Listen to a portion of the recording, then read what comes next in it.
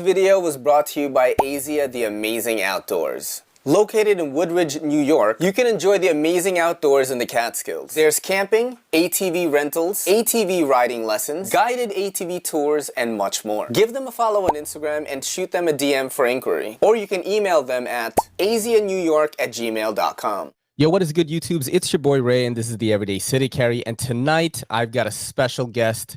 Got my boy Alexis, aka Atex, on the pod for the first time. What's up, bro? Hey, man, I'm good, man. How you doing, bro? Chilling, bro. Chilling, man.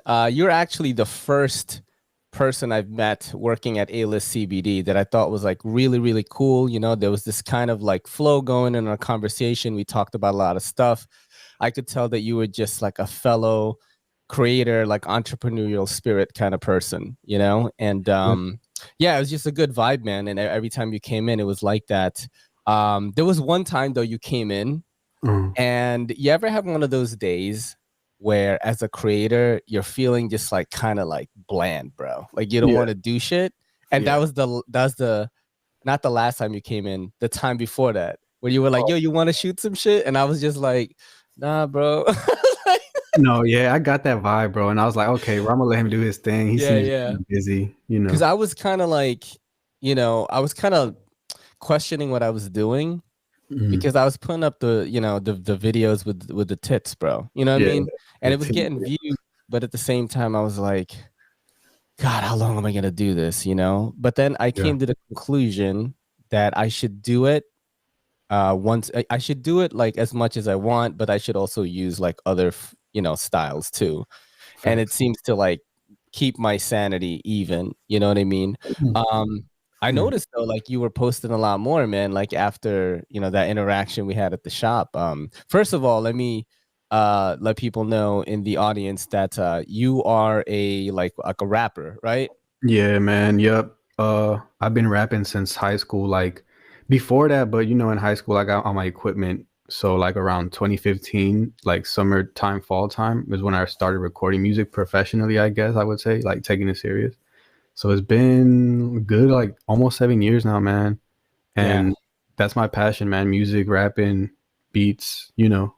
I like the beats, bro. I actually like the beats. I was like trying to, because I used to produce music myself, but I wasn't the audio engineer. You know what I mean? I was like the guy that would, we were doing like trance, electro house, that kind of shit. Like this was about more than 10 years ago.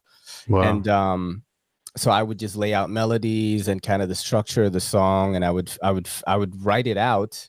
But the mixing and mastering, the audio engineer part of it was my partner, and he would use FL Studio. I was using Ableton, right? Yeah. So we would basically have to convert everything and start over. And that's how we did it. What DAW do you use? I'm a Logic Pro type of guy. Damn, that's pro, bro. That shit sounds clean right away. It's simple, yeah. It's like if you ever use GarageBand, it's an easy transition into Logic, because GarageBand is like Logic on training wheels. And when you first get Logic, it looks so much like GarageBand, but then you go in there and you check this box called Advanced Settings, and it unlocks like everything. It's like Pro Tools at that point, in my opinion. Yeah, I remember some trance artists who used Logic, had a really clean fucking sound. Like really clean. You know, with Ableton, I think it is the easiest one to lay things out. It's pretty much just click and drag. Like you can click anything. Yeah. And with FL Studio, I think it is the easiest to make a sound really big. So it's really good for those like really pumping sounds, you know, electro house, things like that, you know, stuff like Maddie and Porter Robinson. Like you can get really big sounds there. Dubstep shit too. But with Logic, people that use Logic, the sound is so clean, bro. That's what I always noticed, you know? Yeah, I think it's just like Logic has a bunch of good like default plugins. But like FL does too, bro. My friend uses FL and the Sound Goodizer. Like I feel like that's unmatched. Like no other DAW has like a Sound Goodizer, like something that just makes the track sound that good. But I heard somebody told me that Drake even uses Logic. I don't know how true that is, or if he still uses it. Maybe he used it like in the beginning of his career. Yeah. But yeah, I definitely like Logic a lot, and I've learned it's really about the take. That's how you get the clean sound at the end of the day, like the performance that the person is doing in front of the microphone. Word. Yeah, I mean, I get excited talking about this stuff with you because I haven't come across a person that writes their own shit and produces their own beats in a long time. I've been out of the nightlife kind of game for a long time. I'm doing this YouTube thing now, and I really love that too. And I think that's where that connection came in, is that you were doing that, but then I was like, bro, you got to make content if you're doing music, There was this dude coincidentally coming home today. There was this guy. This like pretty girl was coming in, and then I thought the dude wanted the seat, and he was kind of rowdy, right? And I was like, on the subway? Fuck. Yeah, on the subway. So I was like, fuck, I guess let me put my phone away in case shit happens. I'm like putting my hands in my pockets because you always got to be ready, bro, in New York City, Yeah, bro. And he was being kind of loud, but he was just like, no, miss, you can have it. He was kind of being loud. And then he goes, all right, everybody, I'm going to sing you guys a song. And he sang like fucking dope, bro. Mm-hmm. And, I was just like, oh, he's just got like that kind of eccentric energy you need. And then he was at the end, everyone, people gave him money. And he was like, yo, follow my TikTok, blah, blah, blah. I checked out his TikTok. I think he has like 4,000 followers. And he just like sings on it, Whoa. Yeah, just like different shit. He does the trend stuff and he sings on it. Let's go to your origin though. Okay. What made you decide, like, how did you end up like rapping? How do you start like writing lyrics and shit like that? Okay. So, man, I honestly knew I wanted to be a musician and make music really young. Like, I want to say like pre-K, kindergarten, first grade type young. Yeah. Because my mom would just drive me to school sometimes. I would take the bus, but I think when I was in pre-K or kindergarten, she would just drive me to school. And the radio would always be on. And in Atlanta, we had this hip-hop station called 95.5 The Beat. And it's changed now. But yeah, dude, they had like Rihanna, Beyonce, Akon, like T-Pain, all those old early 2000s artists, Young Jock. I just love that music so much. I was in the car singing along to it. And I was like, dude, this is like the best feeling I've ever felt. I want to make this when I'm older. I want to have this same feeling. Like I was chasing that feeling. And around like 4th grade, 5th grade, one of my homies, he was playing Eminem Lose Yourself. And then, yeah, dude, I didn't know anything about like LimeWire or anything. But I'm like, dude, what's that? LimeWire? Yeah, bro. That's fucking a throwback, bro. Dude, we was on LimeWire, bro, like for real. And I was like, what song is that? And he's like, Lose Yourself. And then I thought he said Losier South. So I went home and I looked up a song Losier South. And I couldn't find it, dog. I couldn't find it, bro. So I went to school the next day, came home. We was outside playing again in the apartments. And I'm like, dude, what's that song, bro? I typed in Losier South. I couldn't find it. That's bad funny. Yeah. And he's like, dude, the artist is Eminem and the song is Lose Yourself. And I'm like, oh, okay. Have you ever heard of Eminem before that? Nah, dude, because since my parents are immigrants, like, yeah, my pop culture referencing like in the United States is like not there, like with a lot of stuff. Yeah. Like I would hear music on the radio, but I didn't know what the artist names were, like what the songs were, what movies were, whatever. Like, so yeah, that was the first time I heard it. Just my friend was playing on his flip phone back in the day. Word, the flip phones, bro. And it was like Eminem and then Lil Wayne, Gucci Mane, what's it called? Soulja Boy, Roscoe Dash. So he was like, you were really listening to the dope shit because early 2000s was really, really good. I had a similar like growing up because when I came to America, I was 7 years old. And I came from the Philippines, so my English wasn't, it was good because in the Philippines, English is pretty much a second language. You know what I mean? The Philippines is basically like Spanish Asians. That's what we are. Yeah. So, we have a lot of Spanish words in our language, but we tend to adopt Western civilized cultures into our own. So, a lot of Asian countries are like, you don't want to be like the other cultures. Not us. Like, we want to be like America. So I learned all of my like English mannerisms and shit from watching movies, bro. That's what I did. And that's how I learned how to speak English. I would like watch Saturday Night Live, and then I would learn to be funny like them. I'd watch the first movie I watched when I came to America was Coming to America with Eddie Murphy, bro. and you know what? I told the story before. the McDonald's, it was called McRonald's in the movie. It was on Queens Boulevard. That was the McDonald's my family went to. So Wow. watching that movie, like as a 7-year-old, I was like, what the fuck? And then, I just thought that like movies were a good source of learning the culture. You know what I'm saying? Was that similar for you, like with music? Yeah, dude. Yeah, definitely with music, it was the same for me, bro. I was listening to the music. I was like, dude, what are they talking about? Like LA, what's this? Like West Coast, East Coast. Like I was super into it, bro. And I learned a lot about like just life in the music, man. Cause they were talking about some real shit, like, and some funny shit.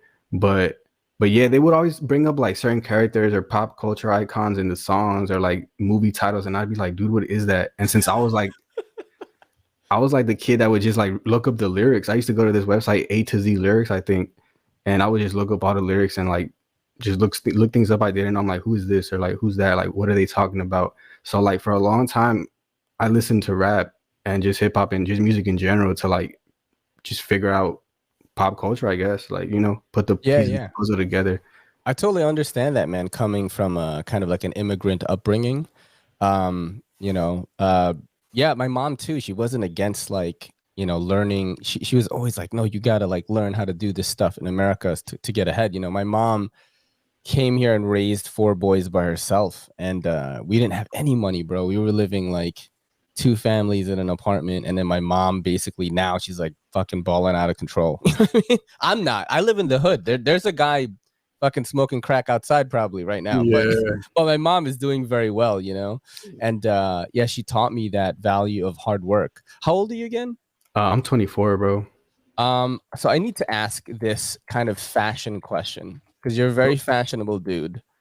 And yeah, I'm confused by this one like kind of fashion trend, bro. Like in let me see. Like in NYC, actually. I understand maybe for other places, but I can't understand why people do it. And I'm going to share it with you right now, the screen. So that's the beauty of this software we got going on here. I can share stuff with you. All right, so here we go. So what is up with like people wearing Crocs and like socks and shit? Like, what is that? Oh, like just with socks in general, you mean? Yeah, because like why do when do people start doing that? Because especially in New York, bro, like people wear the Crocs with the socks, and the white socks are all black and shit already because like the city's so grimy. Yeah. Like, why do people do that? I mean, people wear like socks with flip-flops, right?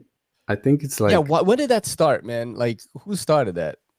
Man, bro, first time I seen it was in my apartments, dog. Like dudes had flip-flops and they had socks on, and then I started doing that too because, bro, honestly, my feet get sweaty, so if I don't put socks on, like, I feel like they just like the flip-flops just make my feet sweaty, bro. And so it feels comfy with the sock because the sock got a little cushion to it. Yeah. But like, doesn't the sock get mad dirty and shit? I wear black socks, bro. I've always wondered this because I'd be looking at like, man, it's like such a big thing now. Like socks and Crocs, man. But in the city, it's crazy because dude. Like, look, bro. I wouldn't wear Crocs anywhere in the city. First of all, it's raining. Bro. You get into a puddle or something. That's crazy. Like, I'm like, what? Like, I'm not into Crocs either, though. My sister, my mom got Crocs, but yeah, I'm not into Crocs either way. I thought maybe like a rapper started it or some kind of like NBA player or something. I mean, I do think like socks with flip-flops definitely started in the hood.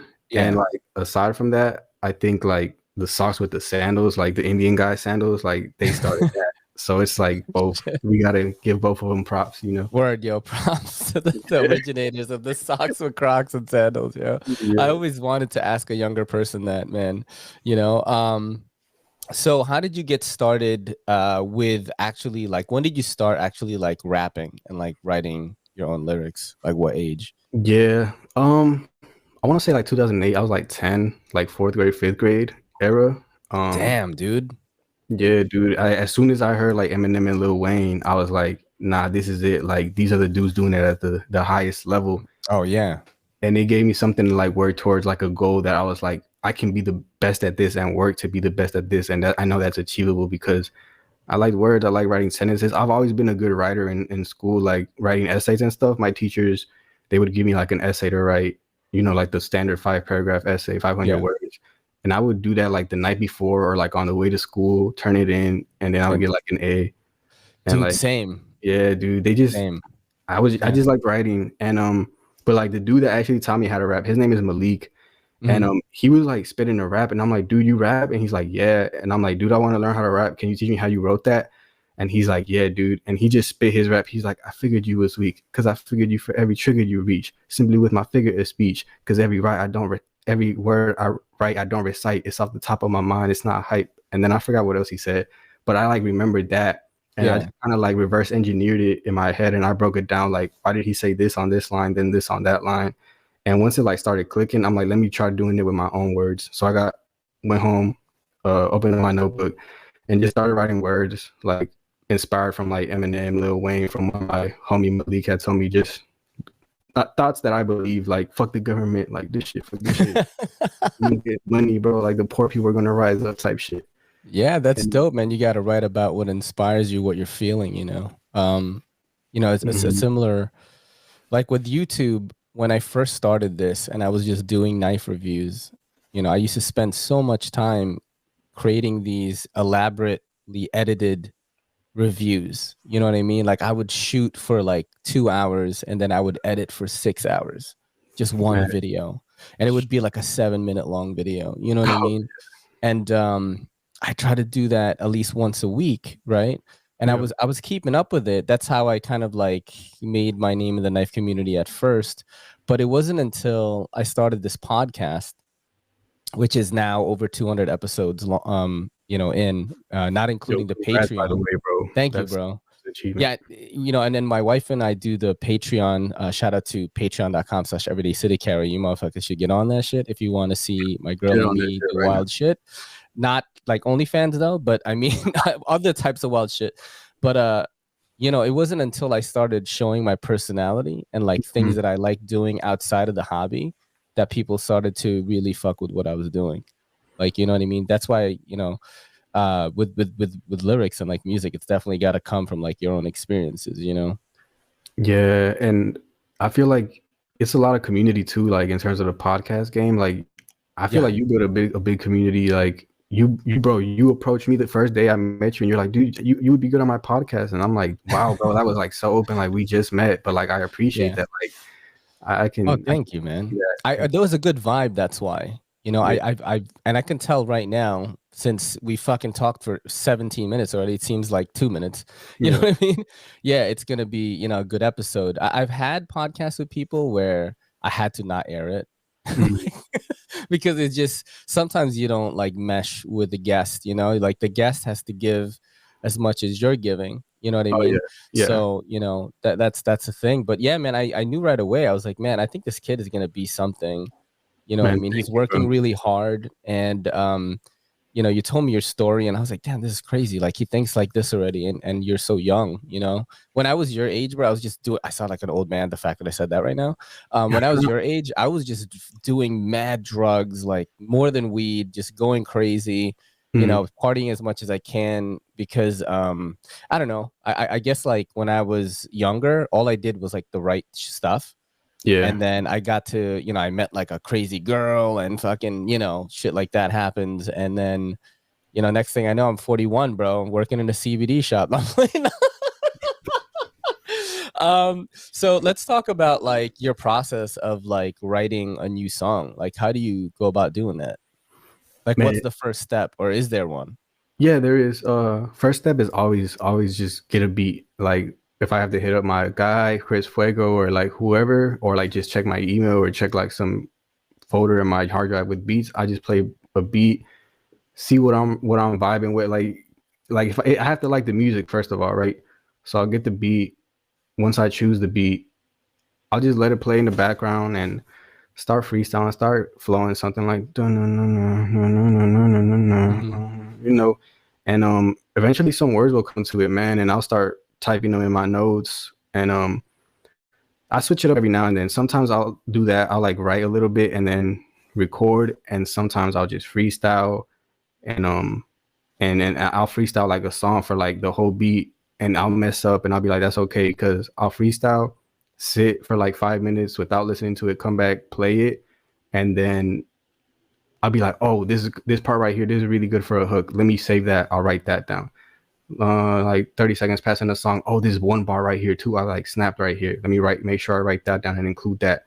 Or like, oh, this rhyme scheme right here. So it's like a puzzle. I approach it different every time, but definitely first of all, it's very important. Pick a beat, and I have to have like been going through something or feel something or just be inspired by like life. Because if you just stay inside all day, sometimes as an artist, like you can't draw inspiration anymore because you haven't been going outside and living life and experiencing and trying new things. So I feel like that's super important too for me. It's like just going out. For sure, bro. That's definitely true, man. That's the thing about the city too, right? This is your first time in New York, or? Yeah, man, first time. It's like going to different areas, bro, like different boroughs and shit. You're like, damn, there's so much like inspiration you could draw from here. And no matter what kind of creative endeavor you're in, like shit, if I could shoot knife videos outside, I would. It would be fire too, bro. Like with the city background and all that, kind of a little bit more urban.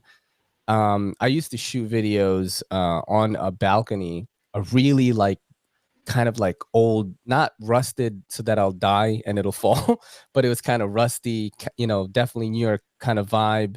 And, that's when the channel, I think, was starting to peak. And I like that, man. Definitely going outside in New York, you feel like inspiration from different places.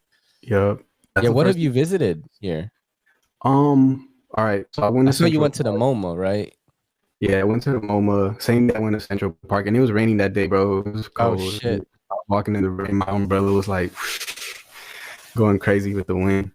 But Central Park, the MoMA. I went shopping, bro, at some boutiques. I went to Daily Paper. I went to Palace. I went to Subi. I think those are all the ones I went to. Other than that, bro, I like really just been around Brooklyn, walking around, man, like walking to restaurants, bars, taking the subway sometimes. Cause I mean, when I go to Manhattan, I gotta take the subway. Yeah. How long does it take you to get to Manhattan from where you are? So like to walk to the train, like where the CBD store is, to walk there. Oh, so you walk there? Yeah. Oh, okay. Oh yeah, so it's the same route as me then. You take the J to Chambers Street, and you could take the 4, or you can do the transfer at Delancey, like that kind of shit is what you do. Yeah, I got off at Delancey the first time I hopped on the train. And there's a lot of shit for you to see, bro. Like I feel like you're missing stuff. Bro, I am, bro. It's because like people were like, "Yo, are you gonna see the Empire State Building?" And I'm like, "No, you don't want that. You don't want that shit. You want to go to like St. Mark's. You want to push the fucking cube in St. Mark's. You want to go eat there. That is a perfect place for you. And I'm gonna tell you why. Because that is one of the places in New York where you can go to one block, and you will see so many different types of people chilling there. Like you will see like the like the metal dudes, with the leather, the spikes and shit, and then you'll see like Japanese b-boy fucking like hip-hop guys like chilling in the same spot. A lot of different races. There's a lot of Asians and Japanese around there because there are, but it's definitely multiracial, and it's definitely one of the places to like check out that. Or you could go to like the High Line, which is like it's like above ground, and you just walk in there. That's dope. You should do that. Yeah. There's so many places, bro. Like Soho and shit is really good. You get to see like the cobblestone fucking streets and shit. Like, this is what I was telling you when you came to my shop. I was like, bro, I would fucking take you everywhere, but it's like I work fucking 6 days a week. No, I feel you, dude. It's so insane, dude. It's crazy. If I work like maybe 5, like maybe I could do it. You could get out. But hold on, bro. When are you going back? I'm trying to write these down. You said St. Mark. That's like a restaurant?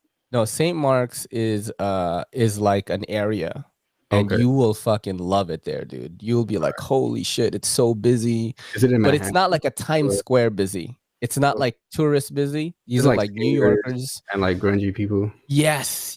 A lot of very dynamic styles. Dude, we have that in Atlanta. It's called Little 5 Points. Oh, word? We had this restaurant called Vortex, and the entrance is like a fucking skull with its mouth open, like, and it's like a bar and like with some good ass burgers and shit. That's crazy. Yeah, in St. Mark's they have this place, this Japanese place where they like do grilled meats and shit. And it's called Yakitori Taisho. It's Japanese street food. So successful that they have the first one, and literally 2 stores down, they opened another one, and both are always full. It's crazy. They only open at 6 p.m. Son, you gotta fucking eat that shit. Bro, it's so good. That's good. A lot of restaurants that are good. There's also like this clothing store, Seek and Destroy, I think is what it's called. Mad expensive. Don't buy anything there, but it's cool to go inside and look and check out all this dope shit if you want to do that. But everything's so expensive there. And on the steps of that store, that's where you'll see like different sorts of people hanging out that live around that area, and they all like dress different. It's a cool vibe, especially if you're an artist, you know. That's a good one. There's a crazy like toy store there called Toy Tokyo, where they have like toys from all over the world. Ooh. And downstairs, bro, they have like gear too. Downstairs they have like crazy pop figure shit, and upstairs is like just toys from all over the world from different eras, yo, like stuff from like 1970s all the way up to now. Just crazy dope. My whole thing was when I would meet a girl. Yeah. This was like my game with dating, right? But before I met my wife, and I took my wife there too. Was like I would take them to Forbidden Planet, which was a comic book store in the Lower East, I think it's Lower East Side, and then I would take them to St. Mark's. We would eat at St. Mark's, and they used to have this French fry restaurant. They only had French fries called pommes frites, and you get a big, like, it looks like a cone, and there's fries in it, yo, and it was like $3, bro. So, you know, if you're trying to be a cheap date, you know, like the girl thinks you're getting all this food. So we would eat at Taisho's, get the French fries, and then go to Toy Tokyo. And if they enjoyed that, I knew that, you know, we were vibing, because like I like that stuff a lot, you know. Yeah, but it's cool, and that block is so busy. You should go if you're gonna go anywhere. I think you should go there. No, St. Mark's, because Toy Tokyo, St. Mark's is the same area. So okay. I think you take the you go to, I think it's Astor Place is the stop. I think it's the 6th train, maybe. Yeah, look that up. But yeah, so when are you leaving? April 30th, man. April 30th. So I got like 10 days, like a week left, and my homie's actually getting here tomorrow. Yeah. And I'm gonna spend like the rest of the week with him. Yeah. And I'm definitely gonna check these places out, bro. Yo, bro. Yo, just hit me up, shoot me a DM or something on Instagram. Be like, yo, where should I go? I'll tell you. Because my girl and I have been together for over 4 years, and every Sunday we go somewhere and we vlog. So we've been to a lot of places, you know, places that, you know, I see on TikTok, restaurants that I see on TikTok. You know, fucking shitload of fucking restaurants that are good. Korean barbecue, any good spots? Korean barbecue, you gotta go to 31st Street. And because Koreatown is in 31st Street, 31st and 6th, that whole block is Korean food.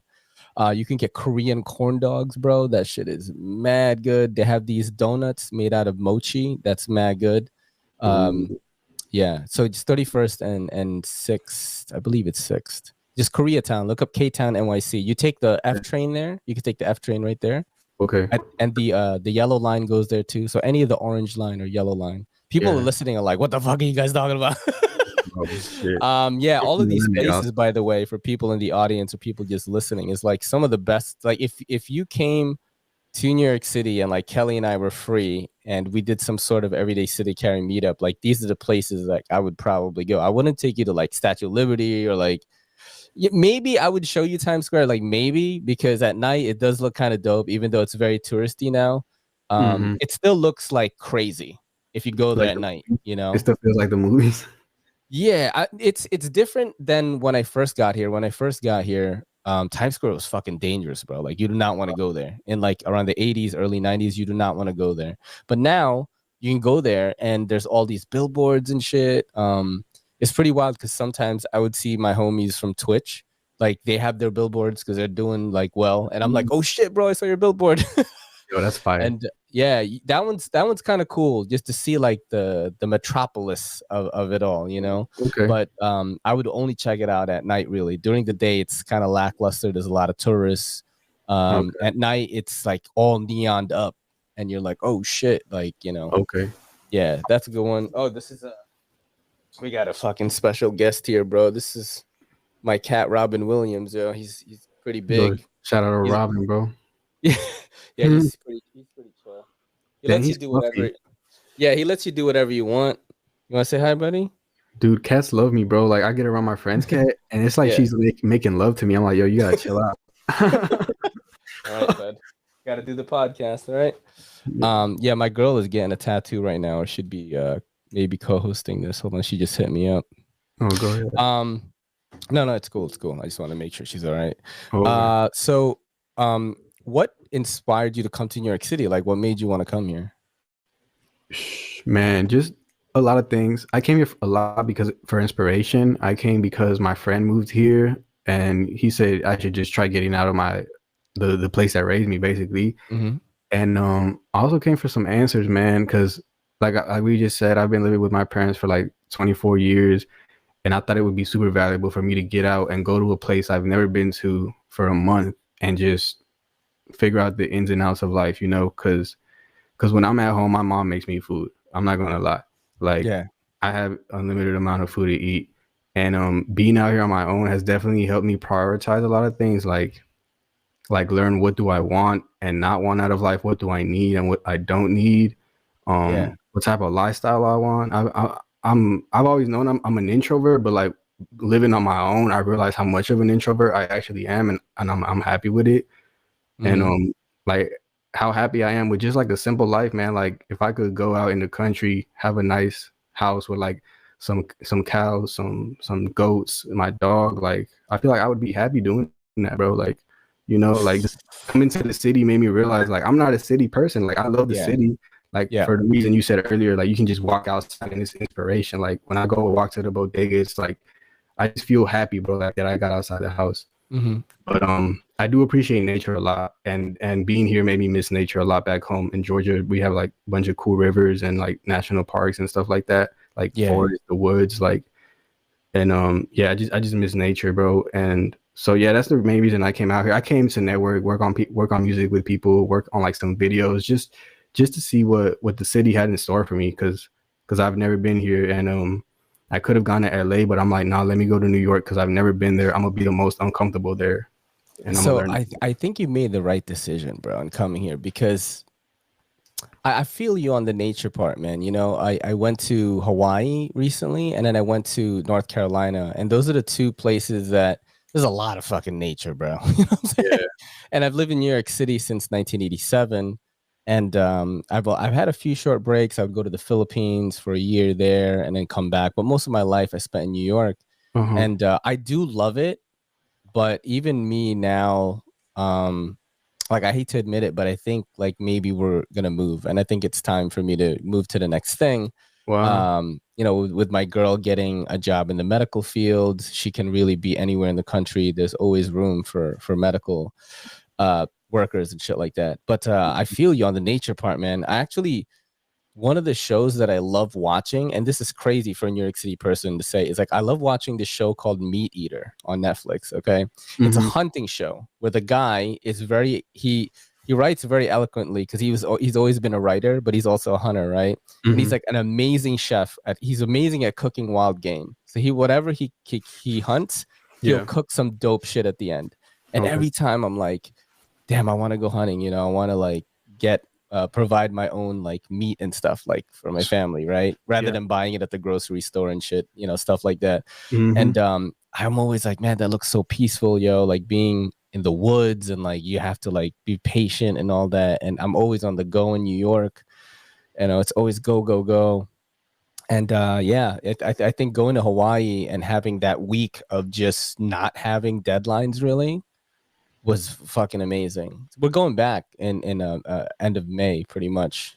Wow, bro. So like, do you see yourself like ever having like a ranch or like a farm where you have like you eat the eggs from your chickens and I mean, I always tell Kelly this, like, look, if I just need internet Yeah, that's all. And I could fucking live on a deserted island with you. You know what I mean? That's what I told her, because I just need to be able to connect with, because it's weird because I'm introverted like you, but I love connecting with people over this medium, for example, like podcasting or doing live shows or creating a piece of content and people like reacting to it in a positive way. And then I talk with them about it. Like, I love that part of creating content, you know. That's why I pushed you so hard. I was like, bro, you need this, get that community, you know. And I'm glad that you started documenting stuff. You did like little vlogs from the MoMA.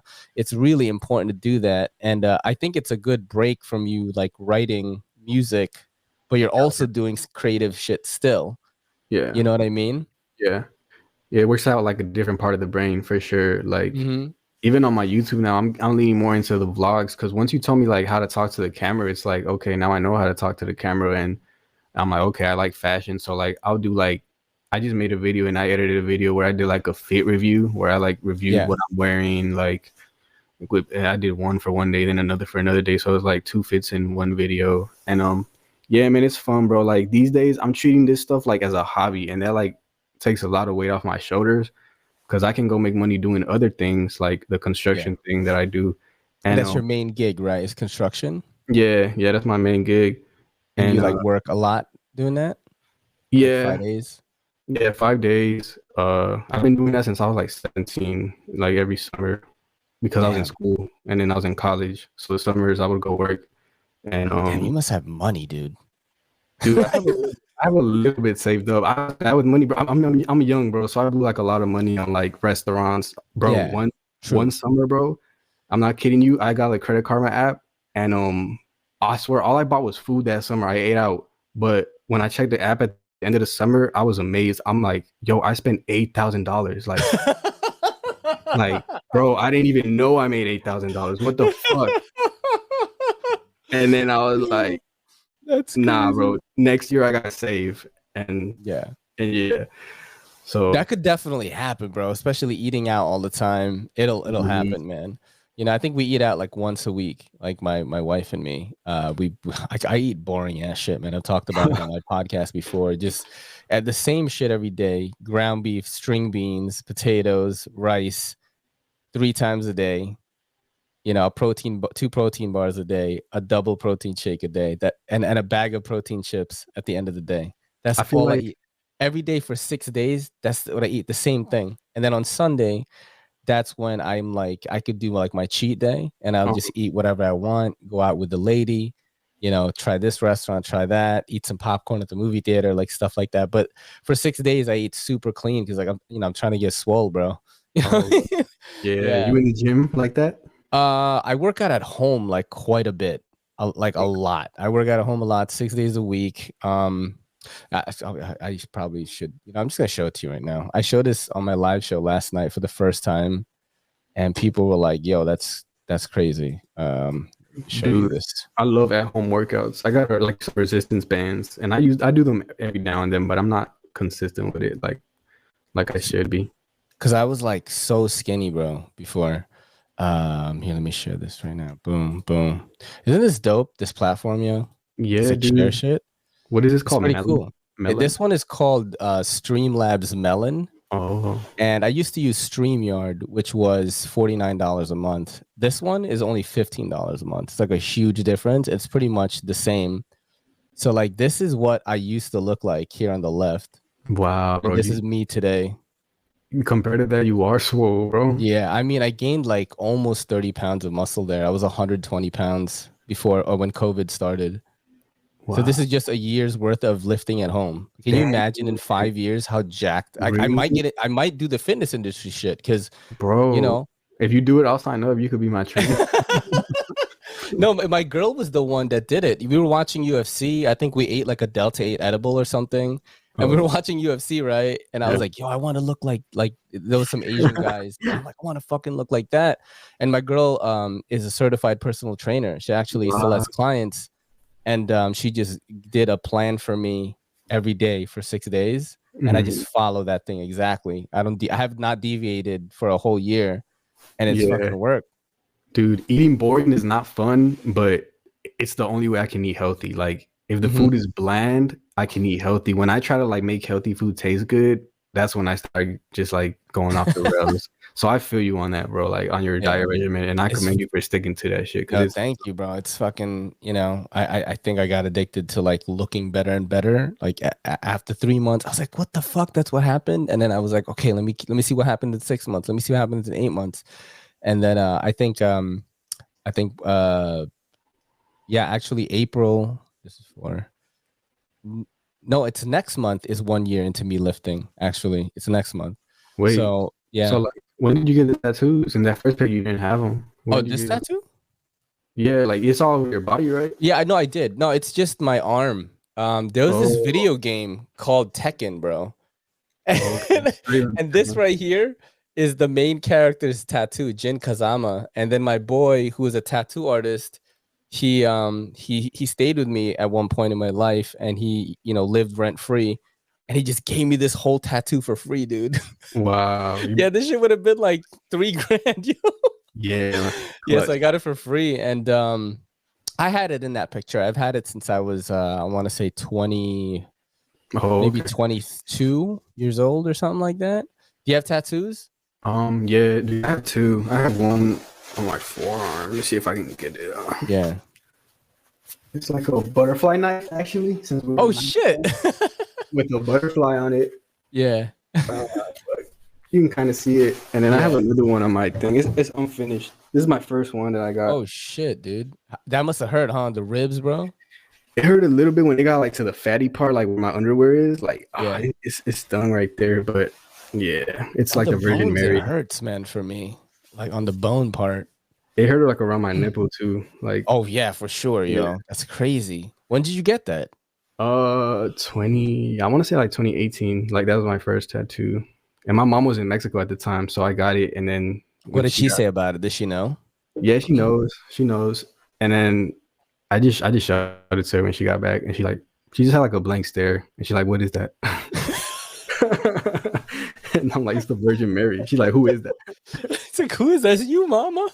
Yeah, low key, I could have said that and got away. Oh, that's so funny. My mom still looks at me kind of funny. I mean, now she doesn't because I'm like 40, 41. But when I was like in my 30s and we would go on a family vacation, we go swimming and shit, she would fucking look at me like, yo, those tattoos. What the fuck's going on? You know?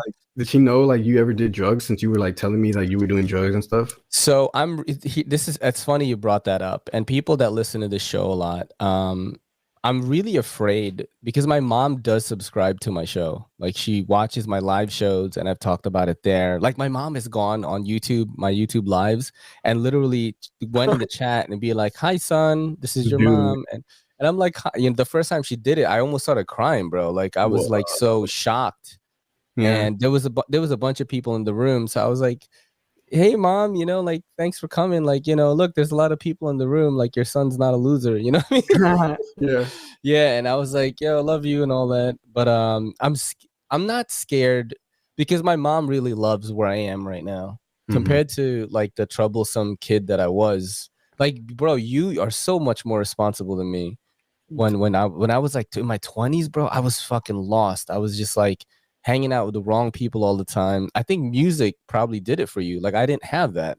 I didn't get into music till I was like maybe 30 years old, maybe 28, Okay. So from like teenage years, maybe 16 till all the way up to 28, I was still going crazy. And then like from 28 to maybe 35, 36, I was doing the DJ thing, and I was like doing drugs then, of course, So, but yeah, I am very scared that my mom is just gonna one day, "So you did drugs, huh?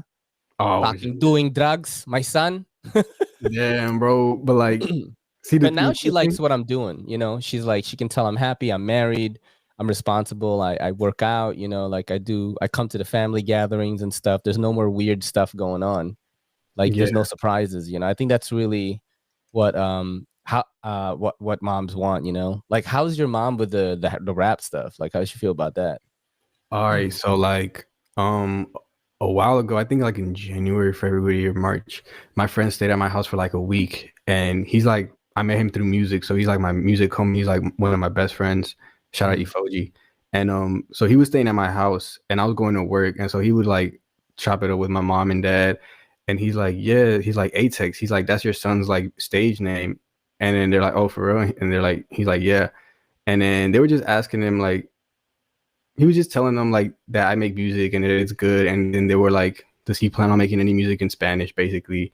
And then that's it. Like, they just want to know if I'm gonna make music in Spanish, because like they don't speak English, which was like what I was getting to. But yeah, I think they're just happy that I have something in my life to like an outlet, bro. I think they're just happy that I have an outlet and that I didn't, like, I don't know if they ever thought I was gonna kill myself or not, but like I remember this one time, like my parents listened to like the Eminem and the Lil Wayne shit like on my computer, and they're like, "What the fuck? This is horrible!" Like talking about pussy, killing their mom, like all that crazy shit.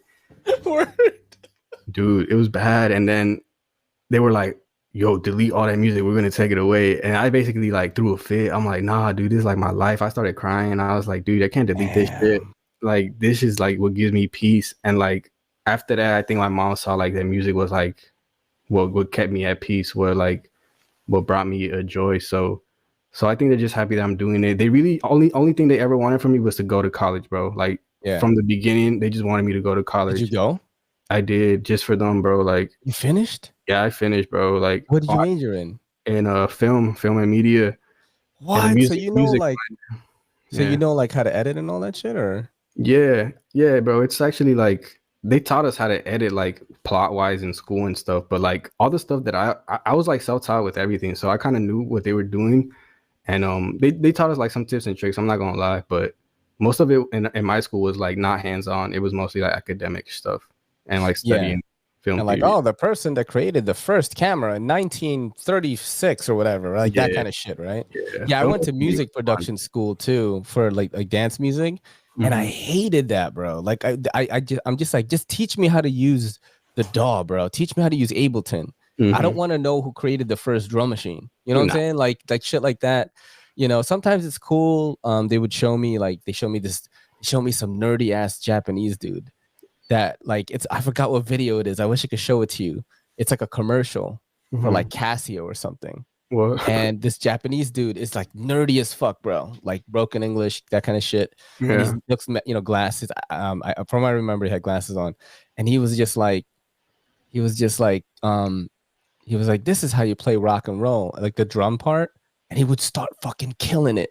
This is how you would play this and this and this. And then like that part is cool, you know, when you get to see shit like that. But when you get to the history of it, like I don't want to learn that. Just like teach me how to sequence this fucking, like teach me how to sidechain this bass line, bro. You know what I mean? Like, do you make your own beats or? Every now and then, like I'll get a burst of inspiration and I'll produce my own music. Like I have a bunch of music lined up that I actually produced. But I do have like producers that I work with that send me beats and stuff, and I'll hop on theirs mostly. Mine, I'll just work on every now and then when I make beats, but I don't call myself a producer at all, bro. Like I have artists like rapper brain. Some people have producer brain, some people have engineer brain. I have like rapper brain, like when it comes to music. It's true. I mean, I wasn't an audio engineer. I couldn't I wasn't into it. Like I would try to like learn it a little bit, and I was like, nah, I just want to write the song the way it is, and then have somebody like help me mix and master it and shit like that. I love that approach though, because like when you delegate, especially in music, things just end up the song ends up sounding way better. You know what I mean? Yeah. So what's your plan for the rest of your New York stay? Is just to like hang out with your homie and shit? I guess you're gonna go through that list of stuff I gave you. Yeah, exactly. That's literally what I'm gonna do. He actually wants to shop because he's never had like a fashionable wardrobe, but he's starting to get a little bit more money, so he wants to upgrade his closet. So I'm like, yeah, dude, come and we'll go check out some spots, and I'll help you like find some things that look good on you, because that's like another passion of mine, is like styling people. Like I like helping people find clothes that look good on them and that they can mix and match with different clothes in their closet, so they can like really just look good all the time. So I'm gonna do that. Check out those spots you told me about. Maybe like a nice dinner before I leave too. And you'll fucking like it, bro. You'll be like, oh shit, damn, this search and destroy place is expensive, man. Ray was right, yeah. Fucking $300 jeans and shit. What the fuck? Hell no, bro. Yeah, bro. Max I've ever spent on jeans like 200 max. What was it? What brand was it? The Naked and Famous. Oh shit, that's mad expensive, Or raw bro. denims. Fuck. Yeah. I love them Like though. some salvage shit or something, or like, Yeah. Oh man, that's expensive, bro. I just wear anime shirts and fucking stuff from Guess and Uniqlo. That's all I wear, bro. This is the thing people don't like remember though is like those jeans, bro. They'll last you a good 5 years. Like they'll take care of you, you know. Like, and I like rotated between like 3 pairs of jeans in my closet. Like I don't have a bunch of clothes, but the clothes I do keep around, I intend to wear a long time. Like I'll have clothes still from like 8th grade, 9th grade, dude. And like the way fashion is, like trends will come back. So I look in my closet and I'm like, dude, this is actually about to get popular, or it's popular now. Let me start wearing it. But this is actually something from like middle school or like. That's crazy. See, I grew up in the era where people wore fucking those Jenko jeans, bro, like mad hard. Those big ass jeans. Yeah, and you know, I started seeing some fashion pics of like, you know, some models wearing them, and I was like, no, they're back. Don't bring them back. No, they're back, bro. I don't like them, dude. They're not going nowhere now. Oh fuck! I had so many of those jeans. My mom hated it. I wish I could show you the picture. I have a picture of me with my cap, bro, like all the way down like this. What? Like you can't see my eyes. And then I have like a big baggy shirt and those jeans. And I told her to take a picture of me, and I was like this, bro. Let me see. I was like that. I gave her the camera. I remember. I was like, "Yo, take a picture of me, ma." Did you have MySpace? I did have MySpace, but not. I don't know if that picture isn't on there because I think that picture I must have been maybe maybe 8th grade. So it's a while back. My mom has the picture though. I saw it the last time I saw her, man. Yeah, that's funny, bro. I definitely had baggy clothes like when I was a kid. Like that was definitely the move. People had like Fat Farm jeans. Yeah, Fat Farm. Echo Unlimited, like all that baggy stuff. And it was funny, bro. Like I just brought MySpace up because I had like a similar picture where it was like a baggy clothes. I had like this chain, and then my older cousins, they're girls, and they put me onto MySpace, and they're like, "Yo, we gotta take a picture." So I'm like, "All right," and I posted up like outside my apartment stairs. I was like this. Like, just some funny shit, bro. Yo, MySpace, you were on MySpace? Yeah, dude, I was on MySpace. What? That's crazy because I was on that shit, and man, that's a while back. I don't even know if it doesn't exist. Does it exist still, or? I think it does, but not in the way it used to. Bro, I actually tried to find my MySpace a while ago because I'm like, dude, if I could find. Oh my god, I found my MySpace, bro. I couldn't find mine, bro. Oh my fucking god. Wait, it's not loading up though. It's like taking forever. It might be archived or something. Maybe I mean, it's showing, bro. I can see my top 8. Oh, hold on. Let me just share this right now. This is wild, dude. Let's see. Oh, I have Crocs and socks. Let's see if it's gonna show it. Yeah, it's like trying to load it, but it won't. Look, see, Sarion. You got the top 8. It's not loading though. Let me try to refresh it. That's crazy, dude. It's not loading. How did you find it? What'd you look up? Mad Raver Ray, which was my so like I used to like be really ill with the glow sticks like back in the day. I was one of those kids that like when you went to a rave, he's just on mad ecstasy, like killing it. So I was like one of those kids. And Mad Raver Ray was like my glow sticking name. And it was also my DJ name when I first got into DJing. So I just Googled myspace.com/Mad Raver Ray, and this is what's here. Look at this. I just don't know. Oh, it's not loading. Yeah. Like Shakira, Beyonce. What the hell? You were trying to get Okay, so I know who this is. #1 hater. That's my boy Reno. Damn, this is wild, dude. Dude, I can't find mine. Fuck. This is fucking crazy. Dude, this I gotta tell you right now, this podcast took a turn that I did not expect, but I think it was really good. Yeah. Because a podcast, I try to explain to people, like, you don't want a lot of dead air and like uncomfortable silence. And like this episode was like flowed really well. This is why I knew you were gonna be a good guest. And like whether a lot of my audience like this or not, like I think it was a successful episode. You know what I'm saying? And I'm gonna put links in the description to Atex's TikTok, Instagram, YouTube, all those things are going to be in the description, guys. So definitely subscribe to him and check out his beats. But bro, it was a pleasure having you on, man. It was really amazing. Let me know if there's anything I can do for you at any time. You can always be a guest, whether you're in New York City or not. Like, hit me up. Maybe you're releasing an album or something. You could hop on. We could shoot the shit again, and and promote. That's one of the things I love about podcasting is you make these connections, like, which is what your goal was to network with people. You found me. So now you have this kind of, like, creative connection in New York City, even though we're from two different niches. Like, you could still come and fucking promote your stuff here, because it is a really, really pleasure to have you on.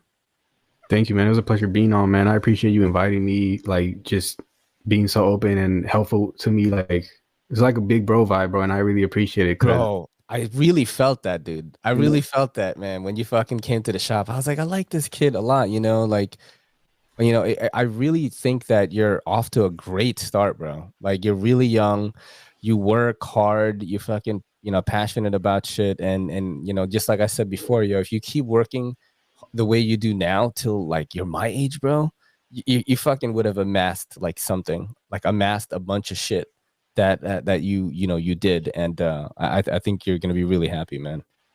Thank you, man. Yeah. These days, just trying to stay at peace, because I went through, like, a lot of depression and anxiety, but I'm definitely back to feeling like myself, man. So yeah, man. I'm just happy to be alive, blessed to be alive every day, and yeah, man. Thanks for having me on. I guess I don't know how this works.